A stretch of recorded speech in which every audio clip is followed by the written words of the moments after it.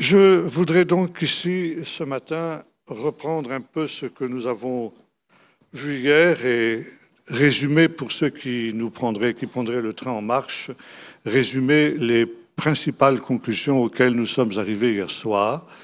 Donc, en face à cette question de la création, face aux découvertes de la science moderne. La première conclusion à laquelle nous sommes arrivés, c'est que contrairement à ce que beaucoup de savants ont pensé, tous les peuples ont pensé, il y a eu un commencement, il y a eu une création, il y a eu un créateur. Ça, la science ne peut pas le nier. Et c'est quelque chose qui maintenant est une évidence pour tous ceux qui travaillent sur ces choses-là. Et cette création, elle est ex nihilo, ça veut dire à partir de rien. Il n'y avait rien, ni espace, ni temps. Et en l'espace d'une fraction de seconde, eh bien, une formidable explosion de lumière a eu lieu. Et ça a été le début de cette création. Comme le dit le texte de la Genèse, qu'il y ait de la lumière et il y a eu de la lumière. La deuxième conclusion à laquelle nous sommes arrivés, c'est que cet univers qui est sorti des mains de Dieu, qui est sorti des mains du Créateur et qui était de toute éternité dans sa pensée, ne doit pas être considéré comme une machine ou comme un système mécanique, comme on l'a pensé jusque maintenant pour les savants athées et matérialistes, mais l'expression d'une pensée. Comme le dit l'Épître aux Hébreux, ce que l'on voit n'a pas été fait de choses visibles. Et finalement, ce que l'on voit n'est pas fait de choses visibles. Et ce que nous voyons de nos yeux n'est pas la réalité. C'est finalement toute une perception qui est la nôtre. Mais la réalité, et ça, c'était aussi ce qu'Einstein avait découvert, c'est qu'il ne faut pas séparer l'esprit de la matière. C'est aussi quelque chose qui est en opposition avec la science athée et matérialiste, à savoir que la matière est première et que l'esprit est la conséquence de la matière. L'esprit est produit par la matière. Ça, c'est la vision matérialiste de la science qui, malheureusement, est en train de revenir aujourd'hui. Mais les découvertes de la physique quantique en particulier, qui ont remis en question toutes les données de la physique classique, montrent que c'est exactement l'inverse. Que ce qui est au commencement, c'est l'esprit, et que finalement, la matière n'est autre que l'esprit. Il ne faut pas séparer la matière de l'esprit, parce que, comme l'a dit Einstein, la matière, c'est de l'énergie concentrée. L'énergie, c'est-à-dire de l'information, une parole, une pensée, une sagesse. Et tout à l'heure, il nous a été parlé de la sagesse. C'est par la sagesse que Dieu a créé toute chose. Cette sagesse qui est assimilée avec la parole de Dieu. Et la parole de Dieu faite chair, c'est-à-dire avec Jésus lui-même. Et toutes ces réalités, eh bien, elles sont avant le commencement.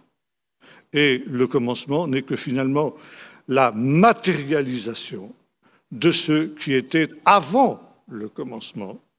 Et là aussi, comme le dira le texte de l'Épître aux Hébreux que j'ai cité tout à l'heure, c'est par la foi que nous reconnaissons que tout a été créé par la parole de Dieu.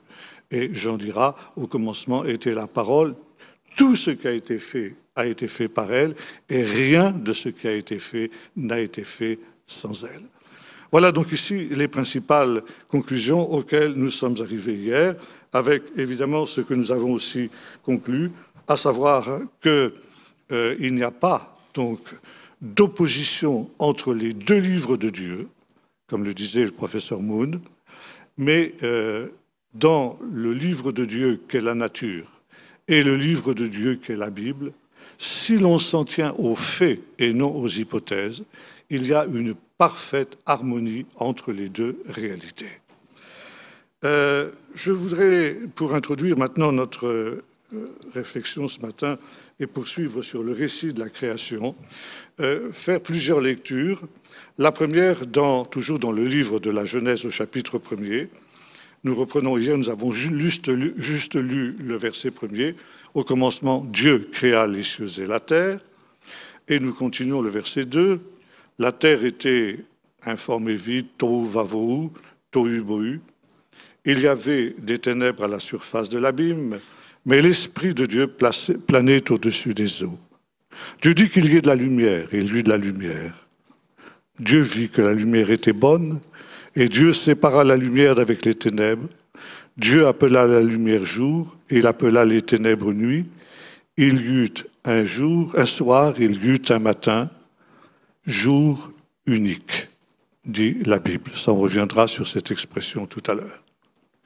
Je voudrais lire maintenant un deuxième texte dans le livre de l'Exode, au chapitre 20 et au verset 8. « Souviens-toi du jour du Shabbat pour le sanctifier. Tu travailleras 6 jours et tu feras tout ton ouvrage. Mais le 7e jour est le Shabbat de l'Éternel ton Dieu. Tu ne feras aucun ouvrage, ni toi, ni ton fils, ni ta fille, ni ton serviteur, ni ta servante, ni ton bétail, ni l'étranger qui réside chez toi, car en 6 jours, l'Éternel a fait le ciel, la terre, la mer et tout ce qui s'y trouve, et il s'est reposé le 7e jour. » Et enfin, une dernière lecture dans l'épître de Paul aux Colossiens, au chapitre 2 et au verset 15. Là, Paul nous parle de la grandeur du Fils de Dieu, du Messie Jésus. Et au verset 15, il nous dit « Il est l'image du Dieu invisible, le principe ». Alors, j'aime pas cette traduction qu'on a dans certaines Bibles, le premier-né de toute la création, parce que Jésus n'est pas un être créé, mais il est éternel. Il est le principe, ça veut dire le point de départ et l'instrument, finalement, de toute la création. Car en lui, tout a été créé dans les cieux, sur la terre. Ce qui est visible, ce qui est invisible, trône, souveraineté, principauté, pouvoir, tout a été créé en lui et pour lui. Voilà. Donc ici, il y a une question qui se pose. Quand nous avons dit qu'il n'y a pas d'opposition entre les deux livres de Dieu, le livre de la Bible et le livre de la nature. Il semble toutefois que par rapport au texte d'Exode que nous avons lu tout à l'heure, il y ait en effet un problème.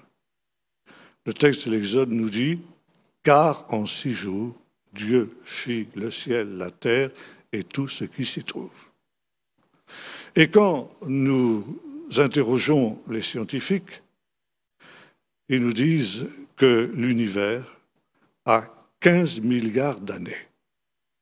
Le Big Bang, cet acte de la création que nous avons évoqué hier, aurait eu lieu il y a 15 milliards d'années. Remarquons que là aussi, c'est quelque chose d'assez fluctuant. On est en train de revoir un peu ces estimations à la baisse aujourd'hui. Il est beaucoup plus probable qu'il soit question de 13 milliards d'années que de 15 milliards d'années. Et même certains vont jusqu'à raccourcir cette durée à 8 milliards d'années, voire 7 milliards d'années. Quoi qu'il en soit, c'est quand même beaucoup. Et on est bien loin des 8 jours de la création, 8 jours de 24 heures. Alors, comment résoudre cette contradiction? Y a-t-il véritablement contradiction entre la Bible et la science? Dans les milieux appelés, disons, fondamentalistes, ça veut dire des gens qui prennent la Bible au pied de la lettre, on est embarrassé justement par cette contradiction apparente. Et on a pensé qu'il ne fallait pas considérer les jours de la création comme des jours de 24 heures, mais comme des longues époques. Et on a même essayé de faire coïncider ces époques avec ce que les géologues appellent les ères géologiques, Ça veut dire le précambrien, le primaire, le secondaire, le tertiaire, le quaternaire, etc. Donc des très longues périodes de temps. Mais il est bien évident que lorsque nous lisons le texte de l'Exode, comme je l'ai fait tout à l'heure, l'auteur du livre de l'Exode, Moïse, quand il a donné la prescription du Shabbat, a bel et bien considéré qu'en 8 jours de 24 heures, Dieu a créé le ciel, la terre et tout ce qui s'y trouve. Parce qu'autrement, on ne comprendrait pas cette prescription de se reposer comme Dieu l'a fait le 7e jour. S'il fallait attendre des milliards d'années pour pouvoir se reposer, eh bien, pauvre de nous. Donc, il s'agit bel et bien de jours de 24 heures. Alors, comment comprendre ce problème? Là, je ferai référence aux travaux d'un savant israélien, le professeur Schroeder, qui est physicien nucléaire et qui a, en même temps, qui est un croyant, et qui a beaucoup travaillé justement sur cette question de ces 6 jours de la création, en se référant aussi en cela aux réflexions des sages d'Israël, notamment les rabbins espagnols qui vivaient à la fin du Moyen-Âge, rabbins auxquels j'ai fait d'ailleurs aussi allusion hier, et qui ont énormément réfléchi justement sur le mystère de la création. Le professeur Schroeder a pu aller plus loin, encore que déjà à l'époque, au XVIe siècle, XVIIe siècle, il y avait un sage d'Israël qu'on appelait le Mahalal de Prague, parce qu'il habitait cette ville, qui était arrivé pratiquement aux conclusions d'Einstein, qui sont caractérisées dans la fameuse équation que j'évoquais hier et que tout le monde connaît, E égale mc2, E étant donc l'énergie, m la masse, c la vitesse de la lumière au carré. Ce qui veut dire, d'une manière concrète, que tout dans l'univers est en mouvement. Tout est relatif. Il n'y a rien de stable, il n'y a rien de constant. Tout est en complète et perpétuelle évolution. La seule constante, c'est la vitesse de la lumière, 300 000 km à la seconde environ. Tout le reste est relatif. C'est ce qu'on appelle la théorie de la relativité que l'on doit à Einstein. Ça veut dire que non seulement notre Terre est en mouvement, mais notre Soleil est en mouvement. Les étoiles sont toutes en mouvement. Les galaxies sont toutes en mouvement. Et même l'univers tout entier est en mouvement. Et cela a des conséquences aussi sur le déroulement du temps. Nous avons vu que Dieu crée l'espace et le temps. Et le temps n'est pas non plus quelque chose de constant. Le temps n'est pas quelque chose qui passe toujours à la même vitesse.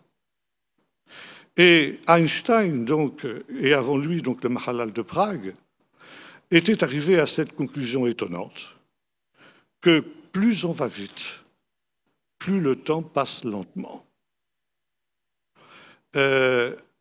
Prenons par exemple un cas.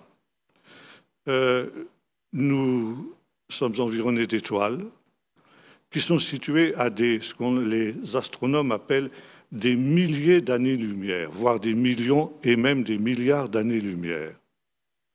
Ça veut dire que la lumière qui voyage à 300 000 km à la seconde, par exemple pour l'étoile qui est la plus proche de nous, qui est située à 10-15 années-lumière de notre Terre, je n'ai plus le chiffre exact en tête, eh bien, cette lumière que diffuse cette étoile met 15 ans pour nous parvenir, pourtant en voyageant à 300 000 km à la seconde. Ce qui veut dire que si on pouvait créer un vaisseau spatial qui voyage sur cette étoile, à condition que ce vaisseau spatial voyage à la vitesse de la lumière, c'est-à-dire à 300 000 km à la seconde, il faudrait 15 ans de voyage dans l'espace pour que l'on arrive à cette étoile. 15 ans pour que l'on revienne, ça veut dire 30 ans en tout. Ça veut dire que quand les astronautes reviendraient sur la Terre 30 ans après ce voyage, évidemment, la Terre, vous imaginez, aurait beaucoup changé. Leurs proches, leurs femmes, leurs enfants, auraient vieilli de 30 ans. Et vous savez combien de temps, quel âge ils auraient quand ils reviendraient de cette planète, de cette étoile? Le même âge que quand ils étaient partis. Ils n'auraient pas vieilli d'un jour. S'ils avaient voyagé un petit peu moins vite, peut-être ils auraient vieilli pendant ce voyage de 30 ans de 2 ans. Alors vous imaginez le décalage qui se passerait à ce moment-là. Ils reviendraient pour eux, ce qui constituerait pour eux 2 ans après, mais sur la Terre, 30 ans seraient passés. C'est difficile à comprendre, je sais bien. Mais acceptez-le, même si vous ne comprenez pas le principe, acceptez-le par une sorte de foi, parce que c'est comme ça. Ça veut dire que la vitesse du temps ne passe pas de la même manière dans les différents endroits dans lesquels on se trouve dans l'univers. Pour parler autrement, chaque étoile a son horloge, une horloge différente. Et la vitesse du défilement du temps dépend de 2 facteurs. L'endroit où l'on se trouve par rapport au point zéro où a eu lieu le Big Bang. Plus on est loin de cet endroit, plus le temps passe lentement. Oui, et plus on va vite, eh bien, plus le temps passe lentement aussi. Et quand on arrive à la vitesse de la lumière, 300 000 km à la seconde, le temps s'arrête. Par exemple, il existe dans l'univers des particules infinitésimales, on appelle les mésons, qui ont été créées au moment du Big Bang.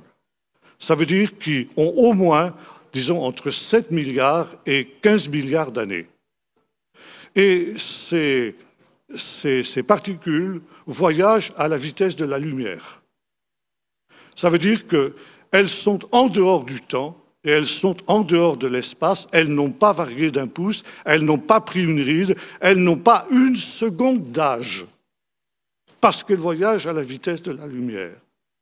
Mais si elles arrivent à la proximité de la Terre et de l'atmosphère terrestre, elles sont attirées par l'attraction terrestre et par conséquent, elles vont ralentir.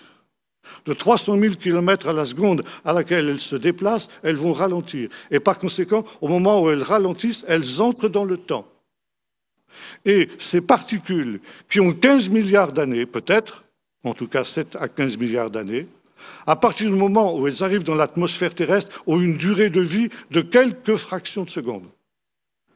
Et au bout de quelques fractions de seconde, ces particules qui ont 15 milliards d'années, eh bien, disparaissent, s'anéantissent. On arrive à en récupérer quelques-unes et à savoir ainsi qu'elles existent. Voyez-vous, ici, le temps est quelque chose de très relatif, quelque chose de très variable. Et maintenant, je reviens justement à cette question des 6 jours. Un univers créé en 6 jours ou en 7 à 15 milliards d'années. Peut-être que déjà, avec ce que je vous ai dit, vous commencez à comprendre que le problème n'est pas aussi simple que ce que l'on a pensé. Maintenant, je vais essayer de rendre simple ce problème très complexe en prenant un exemple tout à fait hypothétique, une hypothèse d'école qui, évidemment, n'a aucune chance de se traduire dans la réalité. Prenons 2 amis, appelons-les Pierre et Paul. Et ces 2 amis existaient avant le Big Bang. Ils savent que le Big Bang va avoir lieu. Et ils veulent observer ce phénomène. Vous comprenez bien qu'ici, on est en pleine fiction. C'est impossible. Mais disons, supposons que ce soit possible. Et ces 2 amis ont une montre, exactement comme celle que j'ai là, et comme celle que vous avez à votre poignet, qui est programmée exactement de la même manière. Et finalement, ces 2 amis se disent, voilà, nous allons nous séparer au moment du Big Bang. Toi, Pierre, tu vas rester au point zéro, et moi, je vais suivre l'expansion de la lumière. À partir du moment où il y a ce grand flash de lumière que nous avons évoqué, la lumière, évidemment, va se diffuser dans toutes les directions de l'espace. Donc moi, Paul, je vais suivre cette diffusion de la lumière. Je vais voyager dans l'espace qui va être ainsi créé avec cette lumière. Et toi, Pierre, toutes les secondes de ta montre, tu vas m'envoyer un bip. Et moi, donc, je te répondrai aussi en te renvoyant ce bip. Bien. Donc, nos deux amis sont au même endroit, l'endroit où va se produire le Big Bang, l'explosion de lumière, et soudain a lieu ce Big Bang. Pierre reste sur place et Paul, donc, accompagne ce flash de lumière qui se diffuse dans toutes les directions. Et au bout d'une seconde, Pierre lui envoie un bip, après avoir, bien entendu, regardé sa montre. Où est Paul par rapport à Pierre au moment où ce premier bip lui est envoyé? À 300 000 km du point zéro, puisque la lumière a voyagé une seconde, donc elle a fait 300 000 km. Et notre ami Paul reçoit le bip de son ami une seconde après le Big Bang. Bien. Une deuxième seconde passe et notre ami Paul se trouve cette fois-ci à 600 000 km du point zéro, puisque 2 secondes se sont passées et que par conséquent, la lumière a voyagé encore 300 000 km plus loin, donc ça fait 600 000 km. Et à cette deuxième seconde, Pierre lui envoie un deuxième bip. Seulement, ce bip qui voyage à la vitesse de la lumière, il va mettre non pas une seconde de la montre de Pierre pour atteindre Paul, mais 2 secondes. Vous comprenez? Parce qu'effectivement, il faut que ce bip atteigne l'extrémité de l'univers qui est, pour l'heure, de 600 000 km de rayon. Troisième seconde, à nouveau 300 000 km, 900 000 km, et le bip qui est diffusé une seconde après la troisième, donc sur la montre de Pierre, va lui arriver 3 secondes sur la montre de Paul. Et ensuite, les secondes deviennent des minutes, les minutes deviennent des heures, les heures deviennent des jours, les jours deviennent des mois, des années, des siècles, des millions d'années et voire des milliards d'années. Mais au point zéro de l'univers, eh bien, le temps continue à passer exactement comme il était au commencement. Ça veut dire qu'il passe exactement ici à la vitesse de notre montre. Mais évidemment, maintenant, les limites de l'univers, elles sont énormes, si bien qu'elles sont maintenant de plusieurs milliards d'années-lumière, si bien que les étoiles, eh bien, qui sont aux extrémités de l'univers, eh bien, ne peuvent plus communiquer, si vous voulez, si ce n'est que sur des milliards d'années, la lumière ou les signaux qui peuvent être aussi diffusés à partir de ce moment-là. Si bien que finalement, on revient à cette question, qui a raison, la Bible ou les savants? Création en 6 jours ou création en 7 milliards d'années? Eh bien, la réponse est simple, les deux ont raison. Ça dépend de l'endroit où l'on se trouve. Or, qui a écrit le récit de la création? Ou encore, on peut poser la question autrement, qui a été témoin de l'événement de la création? Qui a été témoin du Big Bang? Personne. Et l'hypothèse que nous avons prise de ces deux amis, Pierre et Paul, est une hypothèse d'école uniquement, parce qu'évidemment, même s'ils avaient existé à cette époque-là, ils auraient été, en l'espace d'une fraction de seconde, anéantis par le Big Bang. Donc, le seul qui a été témoin de cet événement, c'est Dieu. Et qui a écrit le récit de la création? Dieu. Et ça, c'est la tradition juive aussi qui le dit. Vous trouvez dans le 2e chapitre de la Genèse, au début du 2e chapitre, cette expression « Vaele Sefer Toldot Hashamayim Vaaretz ». Voici le livre de l'histoire du ciel et de la terre. Livre, pas dans le sens d'un gros livre comme ça, mais d'un écrit. Sefer en hébreu, c'est quelque chose qui est écrit. Et il y a donc eu un écrit qui est parvenu jusqu'à Moïse et que Moïse a intégré dans le livre de la Genèse. D'où venait cet écrit? La tradition juive nous dit, c'est Dieu qui a écrit un livre qu'il a donné à Adam, où il a raconté justement l'histoire du ciel et de la terre. Et ce livre, Adam l'a transmis à ses descendants jusqu'à Moïse. Par conséquent, le récit de la création, c'est un récit qui est fait au point de vue de Dieu. Dieu était au point zéro, et si j'ose dire, il est resté au point zéro.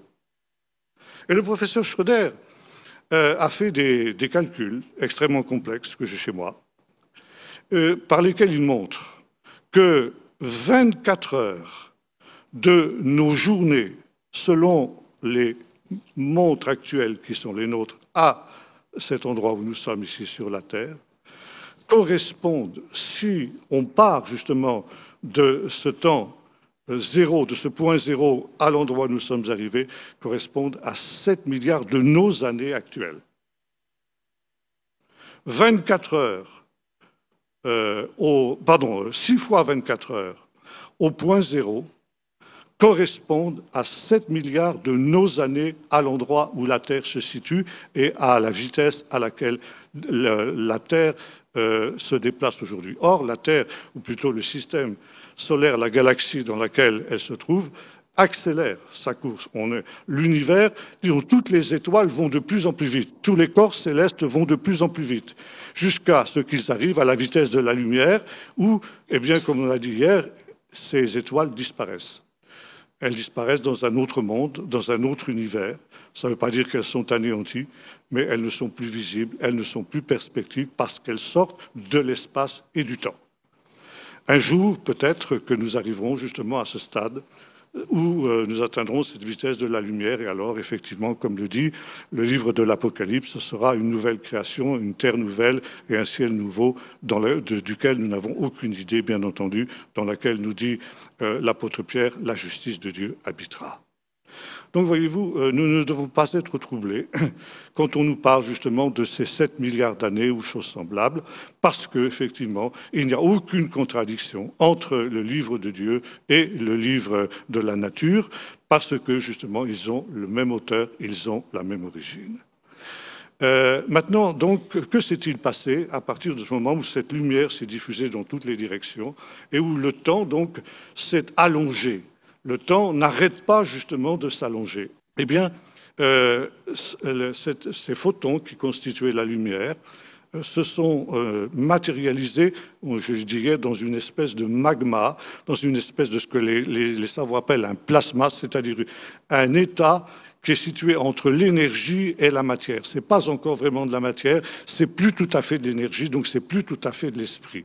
Et ce magma, il absorbe, on l'a vu tout à l'heure, comme dans les trous noirs actuels, tout ce qui passe à sa proximité. Donc la lumière, cet éclair de lumière qui s'était manifesté était comme emprisonné dans cet énorme trou noir d'où il nous est dit il y avait des ténèbres à la surface de l'abîme. L'abîme, c'est ce qui correspond justement à ce qu'aujourd'hui les savants appellent les trous noirs, qui nous permettent justement dans l'observation actuelle de revoir un peu ce qui s'est passé au moment du Big Bang.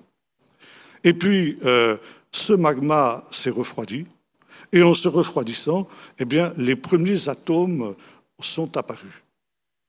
Et les atomes les plus légers, c'est l'atome d'hydrogène, donc le premier gaz qui est apparu sur la Terre, dans l'univers plus exactement, c'est l'hydrogène. Et le monde entier s'est rempli de ce gaz-là, dans la mesure où la lumière eh bien, se transformait par ce moyen en hydrogène. Remarquons une chose, c'est qu'en même temps que se crée la matière, se crée aussi une autre réalité que les savants appellent l'antimatière. L'antimatière, Dieu merci, on ne la rencontre pratiquement pas dans l'univers. Il faut la reconstituer en laboratoire. Et en laboratoire, on peut reconstituer des particules d'antimatière. Et ce qui est spécifique à cette réalité, c'est que lorsque un atome de matière rencontre un atome d'antimatière, les deux s'anéantissent. Or, peu après le Big Bang, il y a eu création égale de matière et d'antimatière, de telle sorte que matière et antimatière auraient dû s'anéantir et l'univers n'aurait jamais dû exister. Et aujourd'hui, il y a un grand mystère devant lequel tous les savants butent. Qu'est-il arrivé à l'antimatière pour que la matière prenne le dessus? Il faut un miracle pour que le monde ait existé, pour que l'univers ait existé. L'existence du monde, c'est un véritable miracle. On ne sait pas ce qu'est devenu cette antimatière. Il en reste quelques traces minimes dans l'univers, mais heureusement que cette antimatière a disparu, sinon ni vous ni moi ne serions là aujourd'hui et l'univers n'existerait pas. Par conséquent, l'univers est le résultat d'un miracle. Bien, alors ce gaz a formé des espèces de boules, de masse énormes. Vous savez, les corps célestes sont pratiquement tous sphériques. C'est une des constantes, justement, de la création. Et plus la boule est grosse, plus sa masse est importante et plus la force d'attraction est grande. Si bien que, qui dit force d'attraction, dit réchauffement. Il y a à la fois, donc, refroidissement de la lumière après le Big Bang, mais en même temps, si vous voulez, quand se créent des grosses masses de gaz, eh bien, il y a réchauffement à l'intérieur. Et au cœur de cette boule de gaz, il y a une réaction thermonucléaire qui se crée. Ça veut dire qu'il y a une explosion de lumière et d'énergie qui se crée à l'intérieur de cette boule. Et c'est ainsi que la boule devient une étoile. Les atomes d'hydrogène se combinent pour former des atomes d'hélium, et ça, c'est le principe même de la réaction thermonucléaire dans les bombes thermonucléaires et atomiques modernes. C'est exactement le même principe. Ça veut dire que les bombes à hydrogène, comme on les appelle, par opposition aux bombes atomiques, eh bien, sont des petites étoiles en miniature. Et donc, cette transformation de l'hydrogène en hélium provoque un dégagement énorme d'énergie et de lumière. Et c'est ainsi que naissent les premières étoiles. Les étoiles, elles vont donc brûler cet hydrogène à partir du moment où cette réaction thermonucléaire est amorcée, jusqu'à ce que, d'une part, se crée au cœur de l'étoile des atomes beaucoup plus complexes et des atomes plus lourds, et notamment des atomes de carbone qui sont absolument nécessaires à la vie. La vie est créée à partir justement du carbone. Or, ce carbone, il est formé dans les étoiles, et lorsqu'une étoile a brûlé tout son hydrogène, ce qui peut prendre évidemment un nombre extrêmement important d'années, eh bien, cette étoile explose, cette étoile meurt. C'est ce qu'on appelle une supernova. Et au moment de son explosion finale, elle expulse dans l'espace tous ces atomes lourds, dont les atomes de carbone, qui vont partir dans l'espace dans toutes les directions. Et c'est ainsi que va naître notre système solaire, donc notre Terre. Voyez-vous, il est intéressant de noter que dans le récit de la création, il nous est dit que le Soleil, la Lune sont créés le 4e jour de la création, c'est-à-dire bien après le Big Bang. Il existait déjà avant eux des étoiles, et ensuite les étoiles peuvent aussi, à partir du moment où se reformer. Il y a d'autres étoiles qui se forment et, par exemple, notre Soleil est vraisemblablement une étoile qui n'est pas une étoile de première génération, mais qui a été formée après l'explosion et la mort d'autres étoiles. l'énergie, disons le gaz qui n'est pas utilisé par l'étoile, eh bien, va se matérialiser, va se durcir et former des planètes. Donc la Terre est aussi issue de cette réalité-là. Et dans l'espace, les planètes, par disons, la force d'attraction qui est la leur, vont capter ces atomes lourds et ces atomes de carbone qui vont tomber sur la surface du sol et qui vont permettre l'apparition de la vie. Et voyez-vous, ici, nous arrivons à un autre mystère très important de ce que nous dit la Bible. Que, finalement, la Terre est au centre de l'univers. Alors ça, évidemment, ça ferait rire beaucoup de savants aujourd'hui. Quand on sait que notre Terre est, qu'est-ce que je vais dire, un grain de sable dans des milliards et des milliards de planètes, d'étoiles et de galaxies qui peuplent l'univers. Comment peut-on dire que la Terre est le centre de l'univers?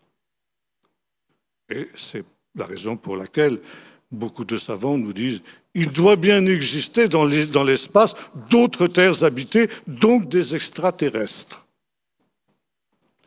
Or, justement, nous voyons que la Terre répond à des conditions uniques.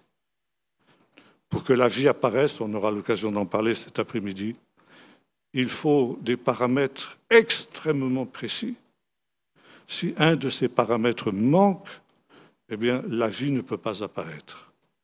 Ce qui veut dire que, contrairement à ce que les savants actuels pensent, l'apparition de la vie sur la Terre est un véritable miracle. Et la Terre est le seul endroit de l'univers que l'on connaisse où les conditions pour l'apparition de la vie existent. On ne trouve ces conditions sur aucune autre planète, certainement pas sur Mars, encore moins sur Vénus et les autres planètes. Et les autres planètes que l'on découvre dans d'autres systèmes solaires sont aussi bien loin de répondre à toutes ces conditions de l'apparition de la vie. Et voyez-vous, la Bible nous dit que l'univers tout entier a été créé pour l'homme. Qu'est-ce que l'homme pour que tu te souviennes de lui? Et pourtant, l'univers tout entier a été créé pour l'homme. Parce que s'il n'y avait pas eu ces étoiles qui explosent et qui projettent dans l'espace ces atomes lourds qui arrivent sur la Terre, il n'y aurait pas de vie sur la Terre. Et notre existence, elle dépend justement dans notre constitution physique, dans nos corps. Il y a ces atomes qui ont été expulsés des étoiles qui sont mortes il y a très longtemps de cela. Et voyez-vous, ces étoiles qui sont gigantesques, notre Soleil est une petite étoile à côté des grandes étoiles qu'il y a dans l'univers. Mais ce qui est absolument remarquable, c'est que nos corps sont constitués par ce qui a été expulsé par ces étoiles-là. Et il fallait tout cet univers gigantesque pour que la vie apparaisse sur la Terre, pour que vous et moi, nous existions, résultat de cette volonté de Dieu qui était au commencement. Et ce faisant, l'homme est la création, la créature la plus complexe qui existe dans l'univers. Et ces étoiles gigantesques dont je parlais tout à l'heure ne sont que, comment dirais-je, contrefaçon, caricature ridicule. Une étoile, finalement, c'est quelque chose d'une extrême simplicité. Encore une fois, je l'ai dit, c'est une boule d'hydrogène dans le noyau de laquelle se crée une réaction thermonucléaire qui fait qu'il y a un dégagement de chaleur et d'énergie. Point final. C'est simple. C'est très simple comme principe. Mais prenez un animal protozoaire dont je parlais tout à l'heure, hier, quand j'évoquais mon ami Dimitri Kuznetsov, qui travaillait sur les animaux unicellulaires, dans une cellule microscopique, il y a infiniment plus d'informations qu'il y a dans la plus grosse des étoiles de l'univers. une cellule microscopique est infiniment plus complexe que les systèmes solaires les plus complexes auxquels vous puissiez rêver dans l'univers. Ça veut dire que la vie, c'est véritablement quelque chose d'une complexité extraordinaire. Et, en plus de ça, la vie consciente, la vie de l'être humain que nous sommes. Ça veut dire que l'être humain est ce qu'il y a de plus complexe et de plus élaboré dans l'univers tout entier. Et par conséquent, on peut dire avec la Bible, oui, la Terre est bel et bien le centre de l'univers. Alors, ça ne veut pas dire qu'elle est située au centre géographique de l'univers, c'est pas ce que je veux dire, vous comprenez bien. Et ça aussi, on l'a mal compris. Et quand il y a eu le procès de Galilée, Galilée a dit, eh bien, c'est la Terre qui tourne autour du Soleil, et non pas le Soleil qui tourne de la Terre. Il a failli se faire brûler vif par l'Église de son temps, parce que l'Église avait des idées préconçues. Mais quand la Bible nous dit que la Terre est le centre de l'univers, ce n'est pas dans le sens géographique du terme, mais dans le sens qu'elle est l'endroit où la perfection de la création de Dieu atteint son comble, atteint sa plénitude. Pascal, le grand philosophe chrétien, disait ceci, l'homme, quand il disait d'ailleurs, reprenant les paroles du psalmiste, quand la vision de ces espaces infinis m'effraie, et il y a de quoi, effectivement. Mais il disait, l'homme, quand je vois ça, il n'est qu'un roseau. Et finalement, ces masses, les montagnes, les étoiles, les météorites qui se promènent dans l'espace peuvent l'écraser comme un marteau-pilon le ferait d'une mouche. Mais Pascal disait ceci, quand bien même l'homme est écrasé par l'univers, l'homme est plus grand que l'univers. Parce que l'univers ne sait pas qu'il l'écrase, mais l'homme sait qu'il est écrasé. Voyez-vous, c'est toute la différence. Et nous retrouvons aussi, bien sûr, l'homme parfait, l'homme qu'est Jésus. Maintenant, donc, j'espère que cette histoire des 6 jours est plus ou moins claire. Je ne sais pas si je me suis fait absolument bien comprendre, mais en tout cas, vous comprenez qu'il n'y a pas, là où non plus, d'opposition entre la Bible et la foi. Maintenant, je voudrais revenir sur un autre point aussi de ce récit de la création, où il nous est dit ceci, « Il y eut un soir, il y eut un matin ». Alors, là aussi, comment a-t-il pu y avoir un soir et un matin alors qu'il n'y avait ni lune, ni soleil, ni étoile pour marquer le calendrier? Et ce n'est qu'au 4e jour que l'on peut, justement, grâce à ces astres, eh bien, compter le temps.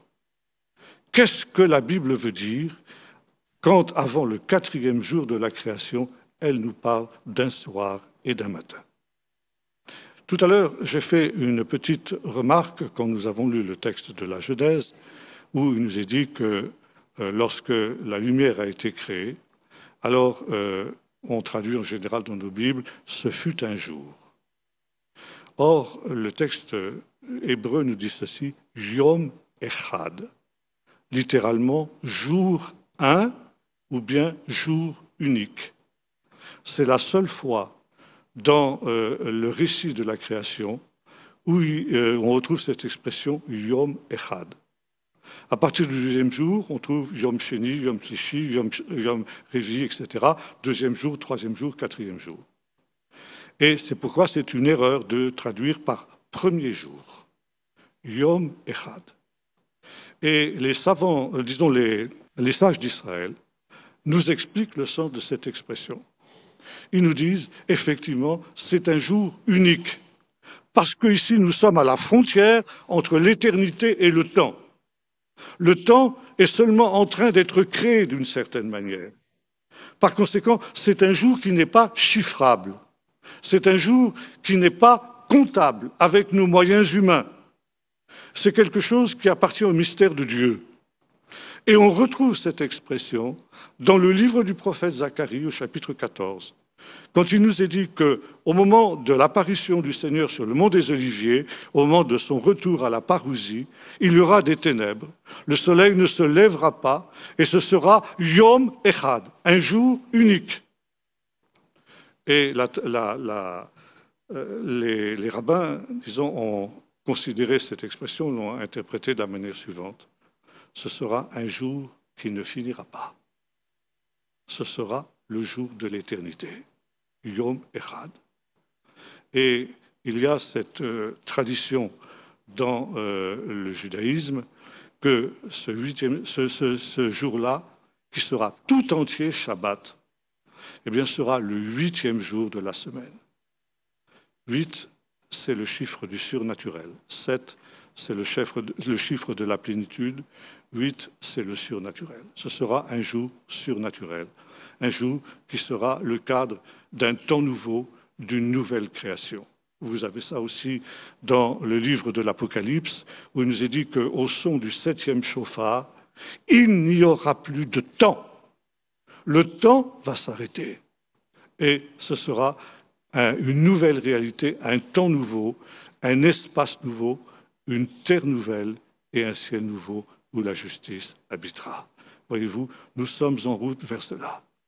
Et ce qui est extraordinaire, quand nous regardons justement ce déroulement de cette histoire du ciel et de la terre, voici le livre de l'histoire du ciel et de la terre, Genèse chapitre 2. Ça veut dire que entre cette première création et la deuxième création, le nouvel univers, il n'y a pas une rupture, il y a une continuité. Et notamment sur cette terre nouvelle, cette création nouvelle qui est au centre du message de l'Apocalypse.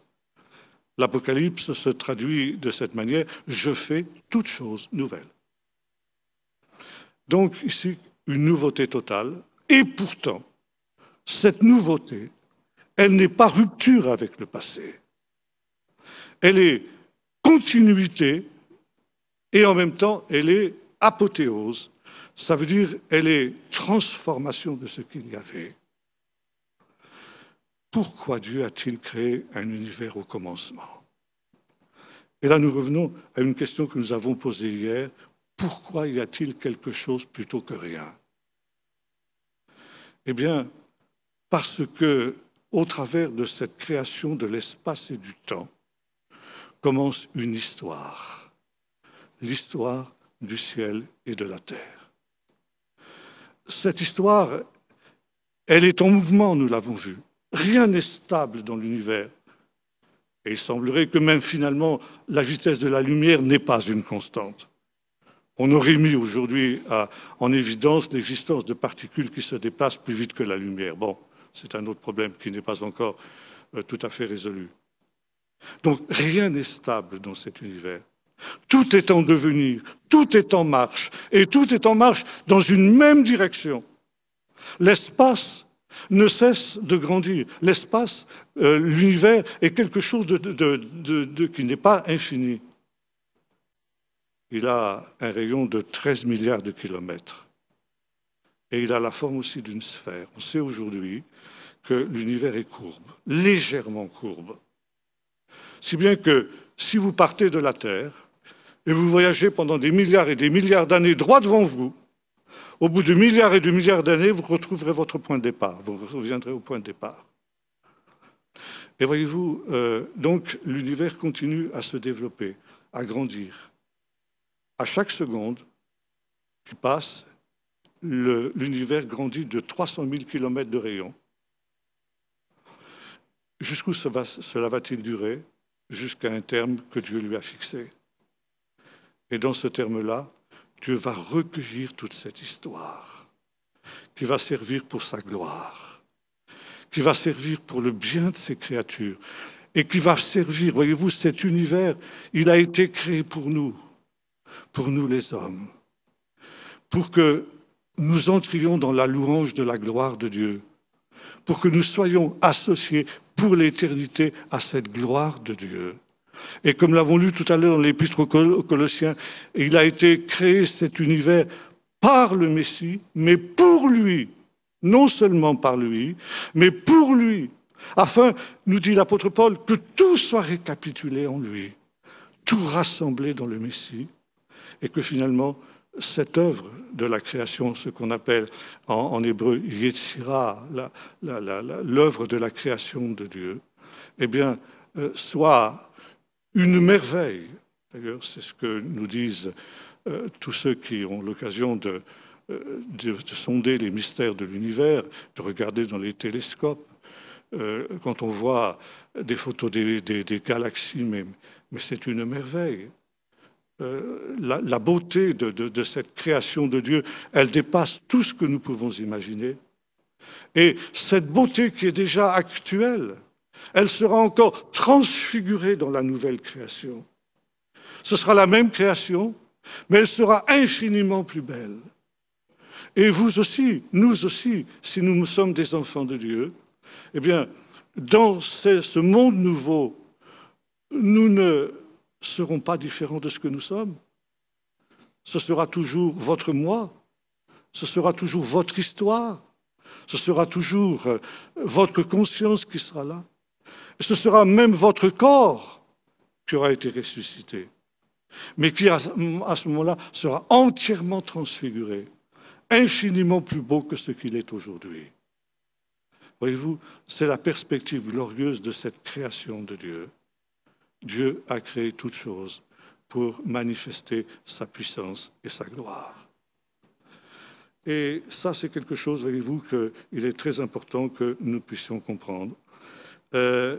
Parce que, justement, voyez-vous, la création n'est pas quelque chose qui est dû au hasard. Et là aussi, il faut faire allusion à des travaux de savants modernes qui sont d'origine slave, mais qui habitent en France, ce sont les frères Bogdanov.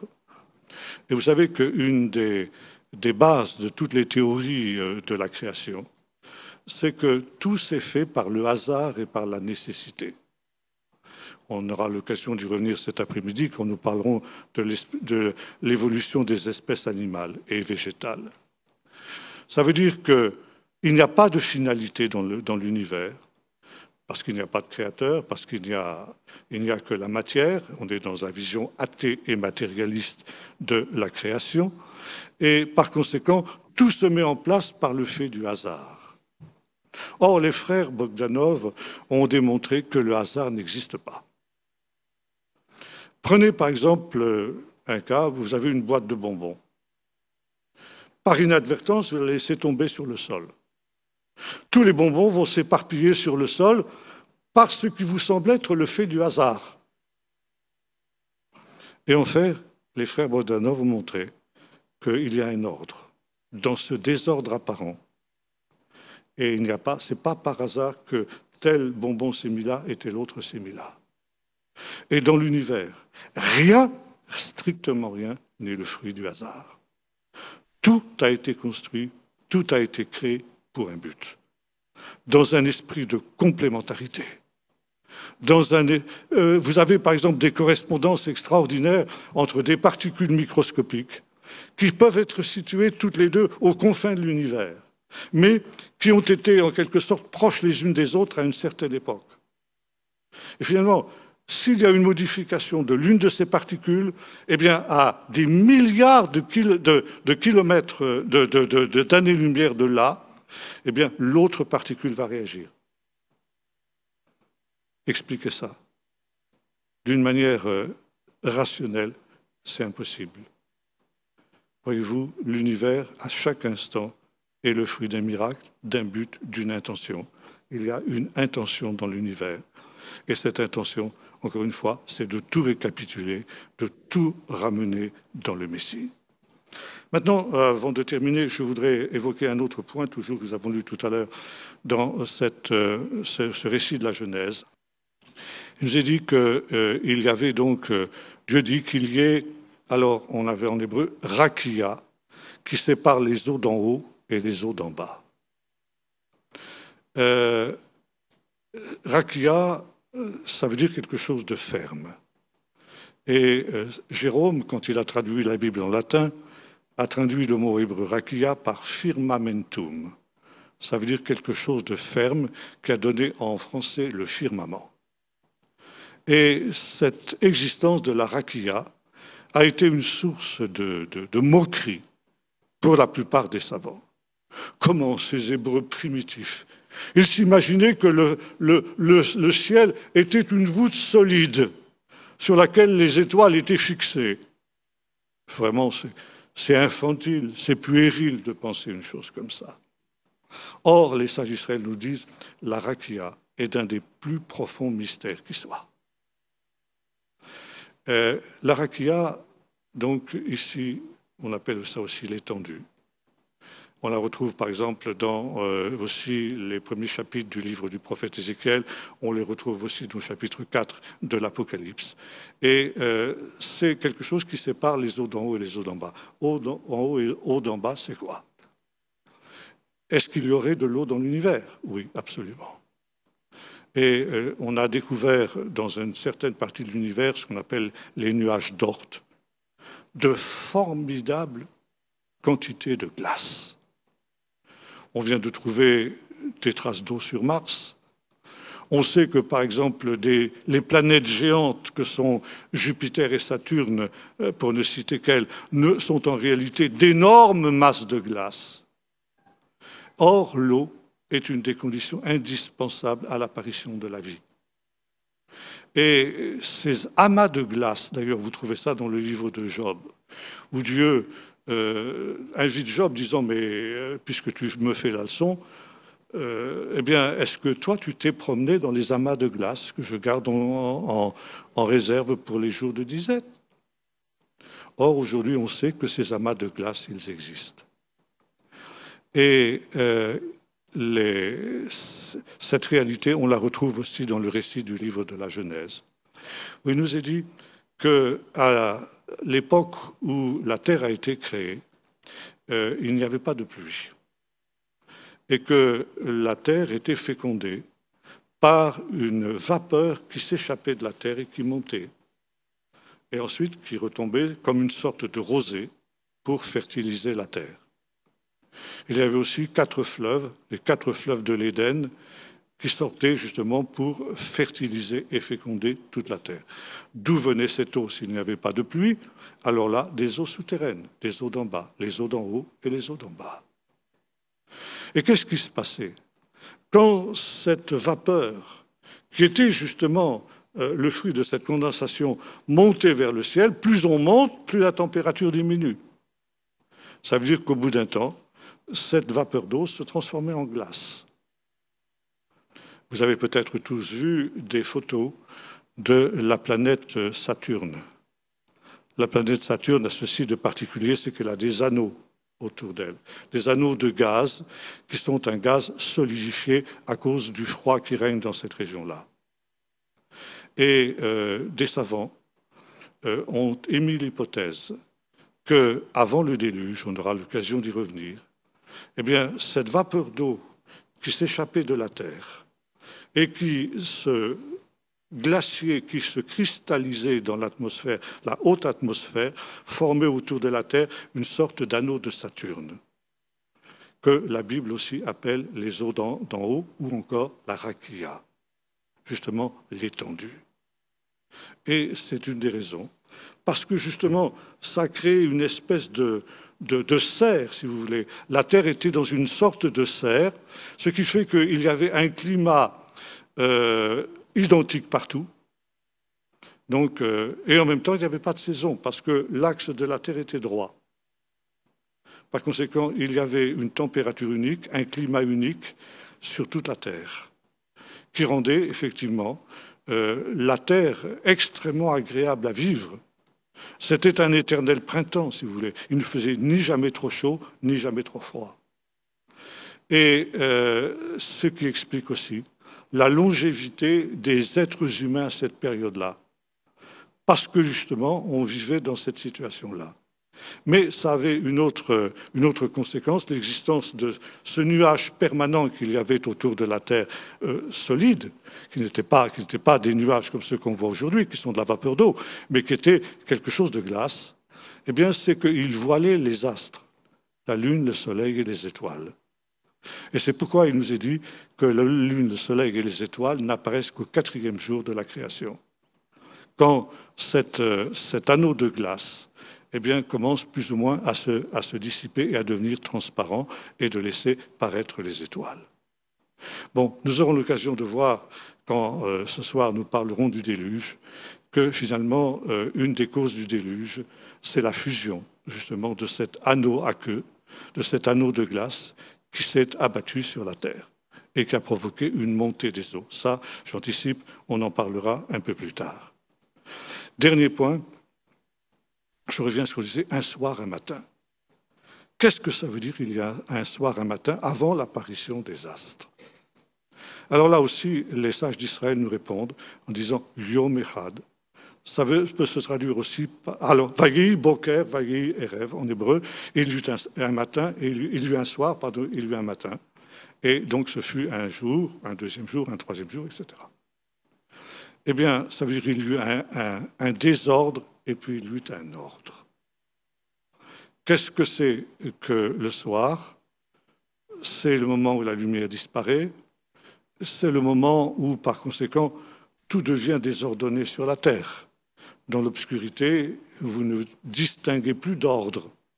Il existe cet ordre, mais vous ne le distinguez plus.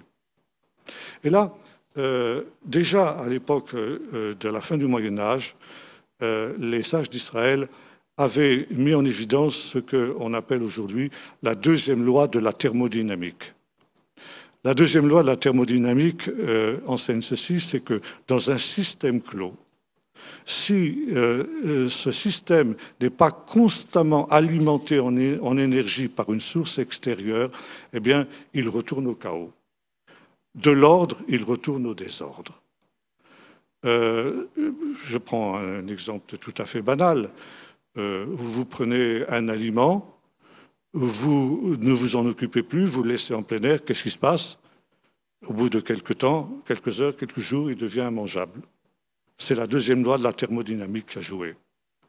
Et si vous voulez l'utiliser, il faut soit que vous le gardiez au froid, soit que vous le fassiez cuire. Si vous le laissez en état, il va se gâter. Il faut qu'il soit constamment alimenté de l'extérieur. Et voyez-vous, il y a 6 interventions de Dieu dans la création. 10 paroles de Dieu. Et Dieu dit 10 fois, et chaque fois que Dieu dit, la parole de Dieu, c'est une source d'énergie. Ça veut dire que quand Dieu a dit une parole, quelque chose apparaît. Qu'il y ait de la lumière, il y a de la lumière. Que le sec apparaisse et que l'amas des eaux se rassemblent en un seul lieu, c'est aussi le résultat d'une parole de Dieu. Et puis ensuite, Dieu se tait, il ne parle plus.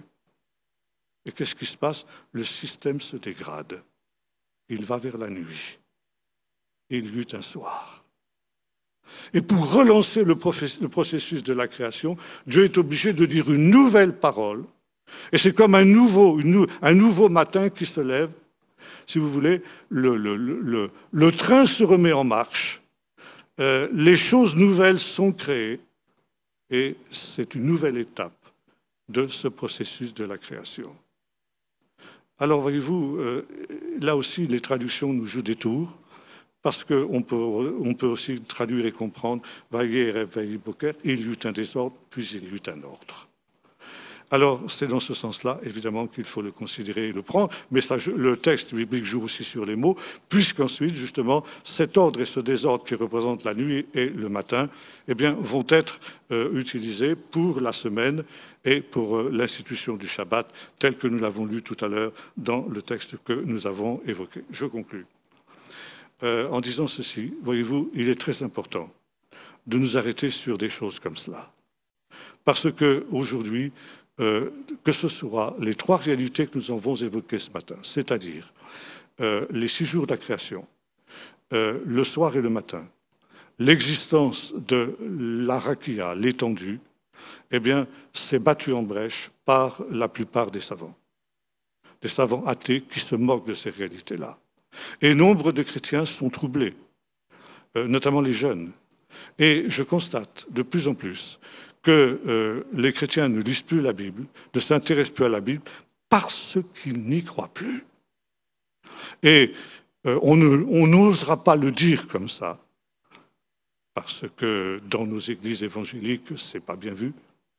Mais disons, on vit sur ce doute-là, comme si finalement la Bible n'était plus fiable. Et c'est non seulement ces récits que nous avons évoqués qui sont mis en doute, mais si, effectivement, la rakia, les 6 jours de la création, le soir et le matin ne sont rien que des mythes, qu'est-ce qui nous garantit que dans le reste de la Bible, nous n'avons pas aussi affaire à des mythes, que les miracles ne sont pas des mythes, que la résurrection de Jésus n'est pas un mythe, que la divinité de Jésus n'est pas un mythe. Et qu'est-ce qui arrive? Eh bien, nous avons maintenant non plus une véritable foi chrétienne, mais nous avons un humanisme qui est teinté de quelques vernis chrétiens. Voilà vers quoi on tend.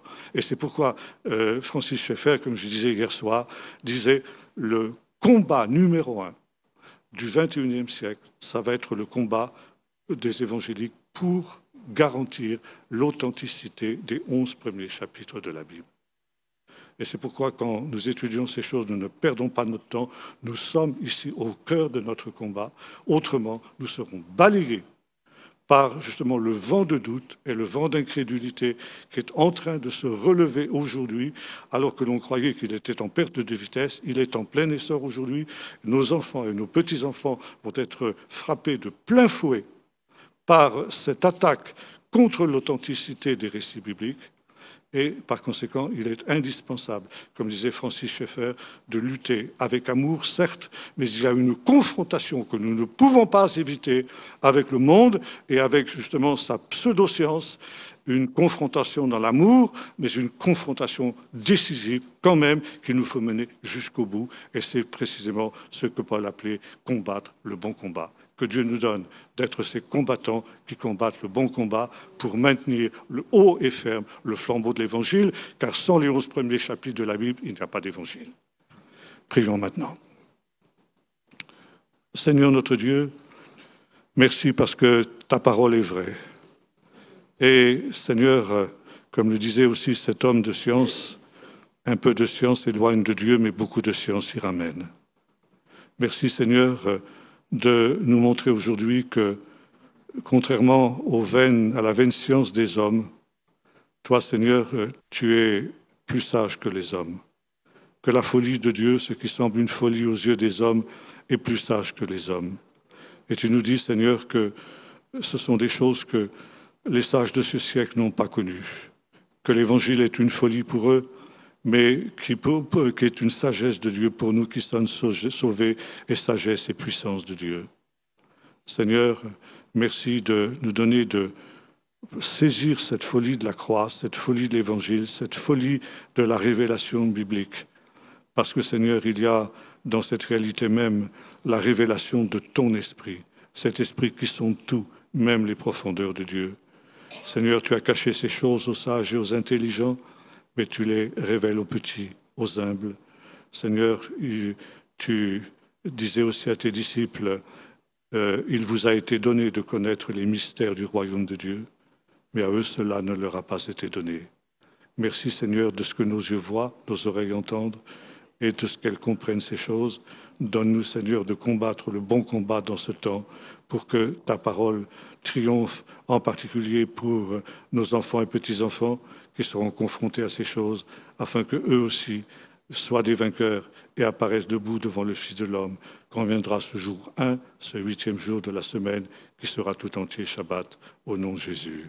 Amen.